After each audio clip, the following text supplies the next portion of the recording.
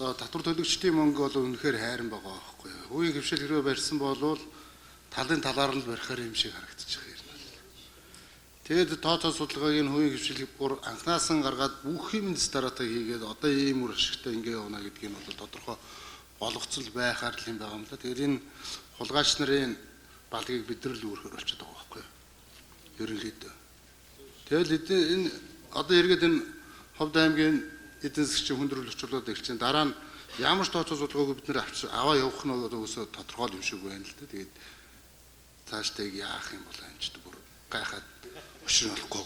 Гэхдээ дараачийн хурал дээр энэ барьсан компаниудын төлөөллүүдийг оруулж ирж бас ярилцах асуудал байх шиг байна. Тэгээд энийг яах вэ? Та бүхэн бас сайн тунгааж бодохгүй бол ясамдар бол энэ том хулгай. Бид нэр одоо сумууд руугаа нэг жоохон төсөв тавиулах гэж одоо 2-300 сая төгрөг тавиулах гэж одоо хайж шээ. Чинь чи 10 хэд 20 хэдэн тэрбум гэдэг юм чинь. Юу гэсэн үг вэ? За би ингэж ойлголоо шүү дээ. Үйлдвэр нь 15.1 хэдэн тэрбум, одоо цахилгаанаар холбохын тулд 26 тэрбум. Тий. Тусдаа ингэ нийлээ 40 гаруй тэрбум.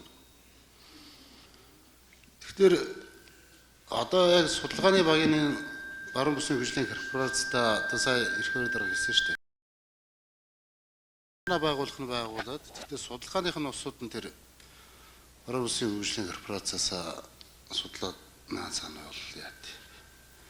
Тэгээ сая тэр хиний хэлдэг бас юу штэ хятад метро яв хөрөнгө оруулагч мөрүүлж одоо юу байна нэ тэр гэдэг. Тал талаас нь л харж үзэх юм шиг байна.